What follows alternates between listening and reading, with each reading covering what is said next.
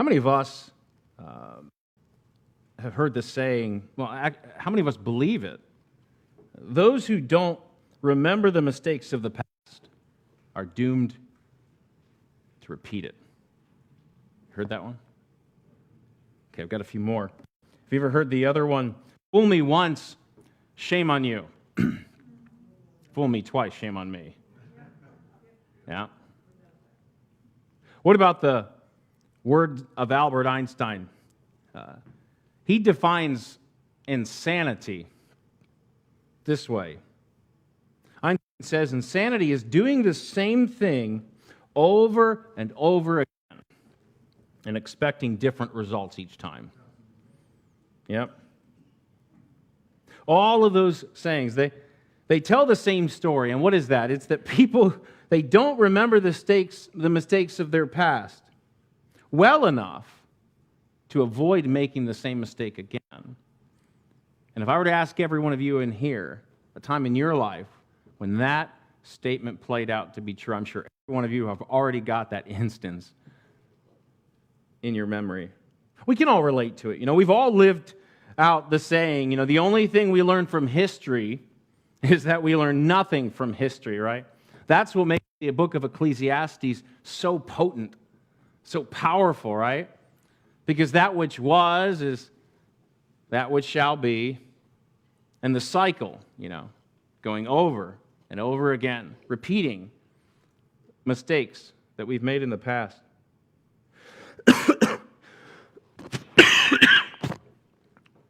It's a lot like the Christian life. Those of us who are saved in this room, we're on a spiritual journey, a walk, a life of faith.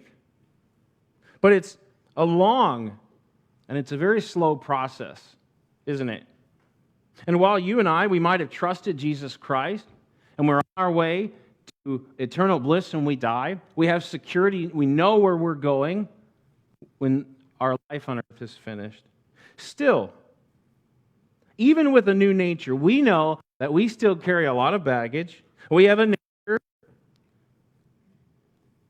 that loves self and consequently loves sin. And along the way, on this spiritual journey, this life of faith, all of us on a day-by-day basis, we face trials, tests of our faith. And while some of our greatest victories come as we overcome those temptations and those trials, we also know that some of our greatest defeats come when we give in to them. And even the most faithful men abandon their faith at times. There are times in our walk with the Lord when those trials, they can get the best of us. And they can cause us to drift away from God's word and His promises. Moses is a perfect example of this. You remember him, what? For leading the children of Israel out of Egypt, for taking them across the Red Sea. Moses is known for giving us the 10 Commandments there on Mount Sinai. He's got a great testimony, right? And yet we know that Moses, in the early parts of his life, had already committed murder. We know that Moses, at the end of his life, allowed anger in his heart to get the best of him when God was teaching the children of Israel, trying to teach them a very important lesson.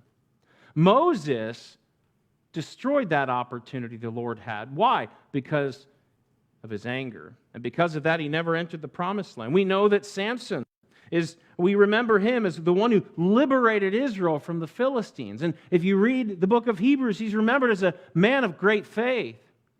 And yet we all know Samson's life and struggle with sin. How about David? I mean, of all of the people we could mention here this morning as an example, the man after God's own heart, right?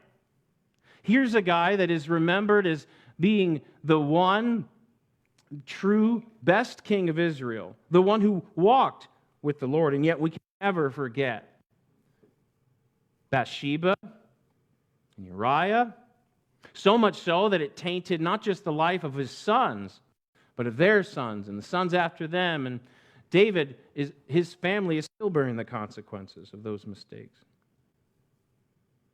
And yet, even when Moses or Samson or David gave in to temptation, and even when they failed to trust and to walk with the Lord, the encouraging point is that they never stopped being God's man. Isn't that encouraging? That even though we might fail, despite our failure, God still accomplishes His purposes through us. Wow. We've been walking through Abraham's life of faith. And by now you should know that as Moses, as God retells Abraham's life in Genesis 12 through 24 and 25, it centers it around his journeying where God leads him, and at times his journeys where God doesn't lead him. And every time as Abraham is confidently walking with the Lord and following His promises, those are the times when things are going well for Abraham. But when he turns his back on those and he attempts to work out alternatives to God's promises and to go it alone to help God out, that's when things went poorly. Well, our passage here in Genesis 20 tells of a time like that.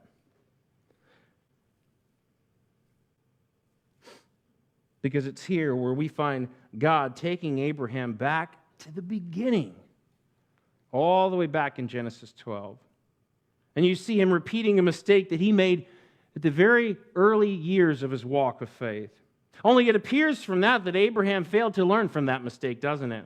Because he fails here just as he did then, and he falls back into the same trap, and that whole cycle is repeated and it starts again.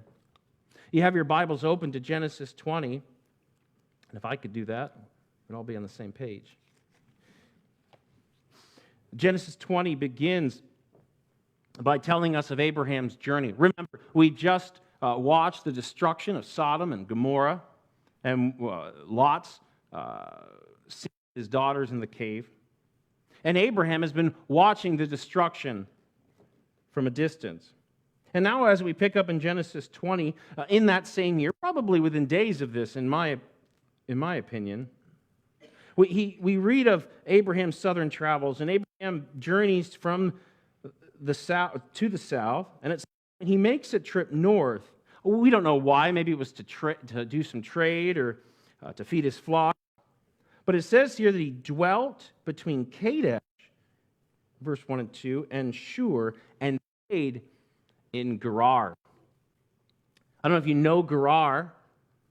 Maybe that name brings a memory to you, because that was the land of the Philistines. And of course, whenever you think of the Philistines, what comes to mind? That perennial enemy of Israel. We think of that great giant Goliath, right? And David, and those battles that were always going on between the Philistines. They were the tough guy on the block during much of Israel's history. And they were often seen as those who would oppress Israel. So he approaches Gerar. His survival instincts appear to kick again. And Abraham and Sarah tell an old lie, one that we've heard before in verse 2. Look how it begins with a familiar phrase. And Abraham said about Sarah, his wife, "She is my sister." You read that and your mind immediately goes back to Genesis 12, verses 10 through 20, where Abraham told a similar lie. If you remember that message, that didn't go very well for him back then. You remember the story, right? Genesis 12, a famine was in the land. And so Abraham and Sarah, they leave with Lot, the promised land, and they go down to Egypt, where Sarah is told to pretend to be his sister to protect Abraham from Pharaoh. And as a result, Sarah almost ends up being the wife of a foreign king. It was a terrible mistake, and it had terrible consequences. Why, after all these years, would Abraham be pulling this same stunt again? And yet later in this narrative, you find that it goes well beyond that, because we discover in verse 13 that this wasn't the first time it's happened, or the second time it's happened since Genesis 12.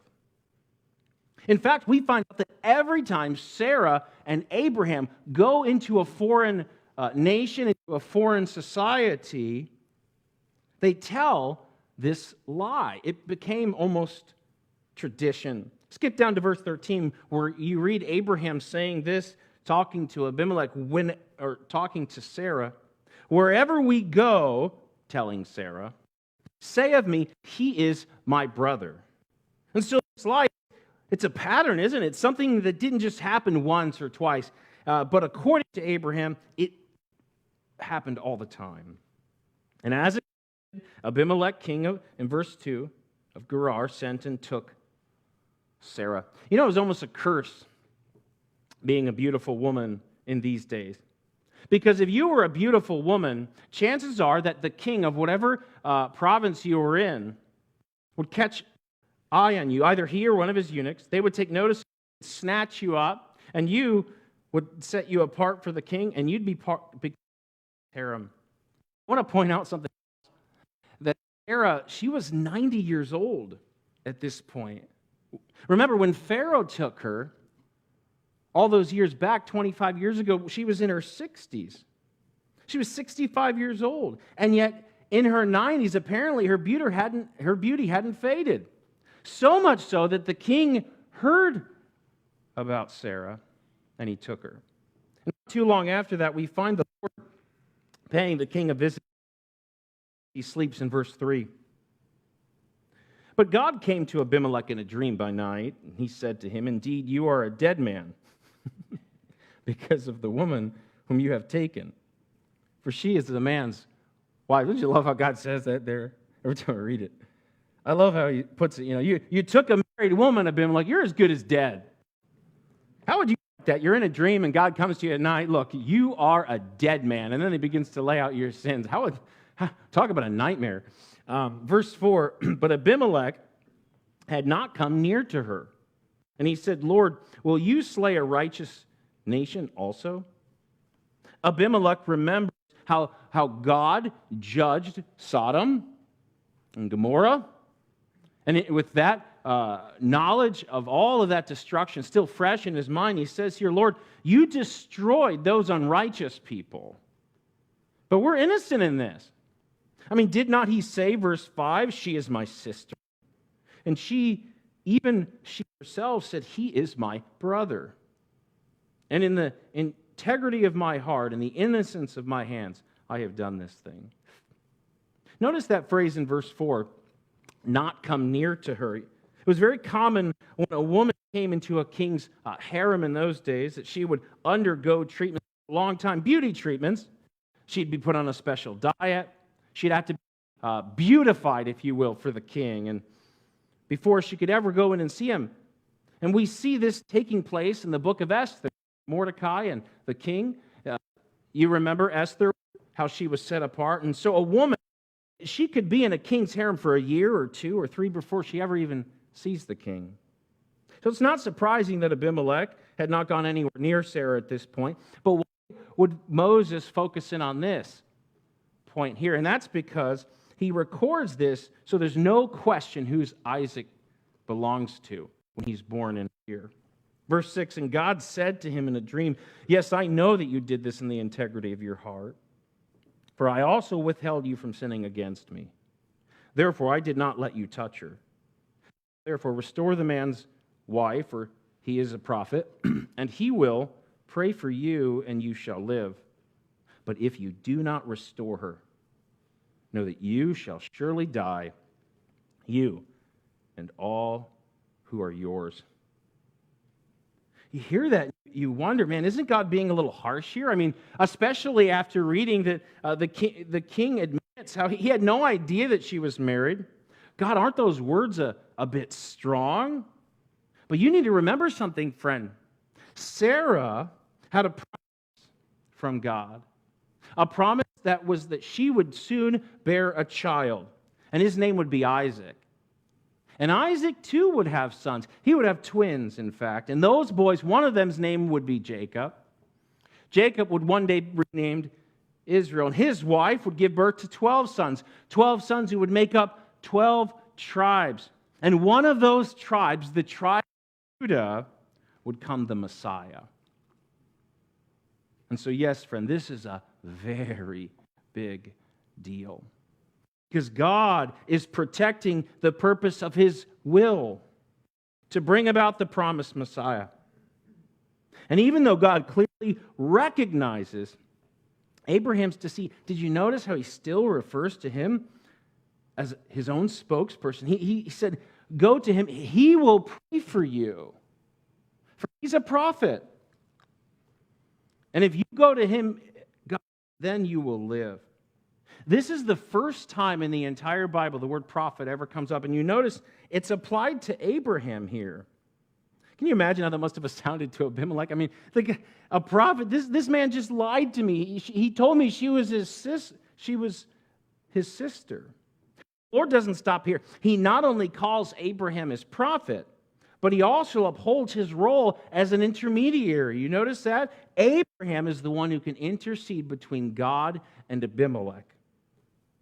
The point is that Abraham may have reverted back to his old ways. And in doing so, he clearly fails in this. And I tell you time and again, this isn't so much about the life of Abraham and the life of faith as it is about God, because the Bible doesn't teach us about men, it teaches us about our God. And you see here that even though he failed, it didn't make him any less God's man. And despite his lapse of faith, God still uses him here. And soon, you'll see how he uses him in much greater ways. Well, the king doesn't waste any time. He awakes and he obeys God right away. And that should tell you a little bit about his integrity here. He calls his court of, tells them of the encounter. So Abimelech, in the morning, called his servants, all these things in their hearing. And the men were very much afraid. And this is where he rebukes God's servant in verse 9. And Abimelech said, "What have you done to us? How have I offended you that you have brought on me and on my kingdom a great sin? You have done deeds to me that ought not be done." Then Abimelech said to Abraham, "What did you have in view that you have done this thing?" You know things are bad when people who don't even know God intimately are teaching God's people about what is right and what is wrong. He says, using a universal standard here, you have done things that ought not be done. Here, Abimelech appeals to simple common sense. You lied to me, Abraham. You should have done that. And you know the king's right. Abraham should have remembered the promise of God. He should have remembered God's power and his own commitment to God, more importantly. God had called Abraham, remember in chapter 12, to be a blessing to all people. And he had every opportunity to have a great impact in the lives of these in Gerar.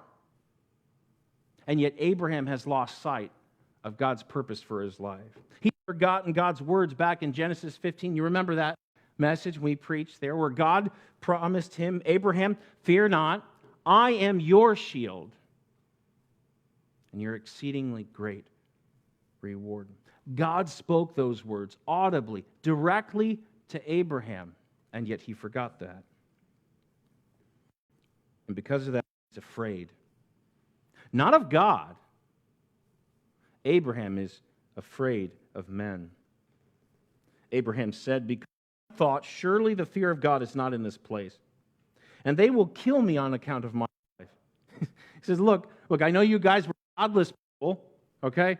And I know that there's no fear of God in your heart, so I figured, I'm going to have to tell a lie, and that's just going to have to be the way it's going to go.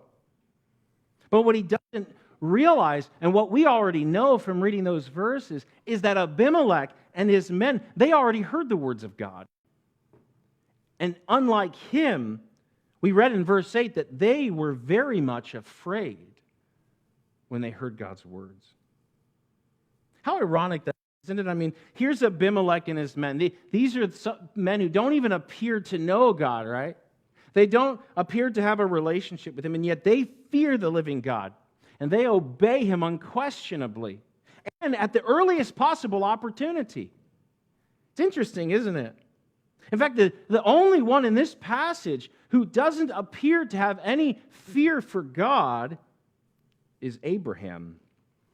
I was reading this story throughout the week, and I was constantly being drawn back to Jonah on the boat in the book of Jonah. There he was sleeping, God's man at the bottom of the ship, right? And on the top, there were the sailors who didn't even know the God they were praying to. And yet they feared God in the end. And they wouldn't even throw him overboard because they had respect for the true and the living God. And just like Jonah, later in the book, Abraham tries to justify his actions. Look at verse 12. He says, "Indeed, she truly is my sister. She's the daughter of my father, but not the daughter of my mother. She became my wife." It's kind of a half-truth, right? I mean, after all, she was his sister, and yet it's a whole lie because she was his wife. And then when you see in the next verse, it almost sounds as though he might be God even here. It came to pass, verse 13, when God to wander from my father's house, that I said to her, "This is your kindness that you should do for me. In every place, wherever we go, say of me, he's my brother." He said, God made me wander. I was happy living where I was in my father's house, but God called me to wander away from my family. You understand, back in those days, when you leave your family, you're all the protection you have from that family. And you are truly vulnerable. And that's what Abraham's getting at here. God had me wander out of the protection and the security of my own clan, my family, my father's house. And so what else was I supposed to do, So my wife and I, we worked up this scheme together. Verse 14, you see Abimelech restoring and even exonerating her.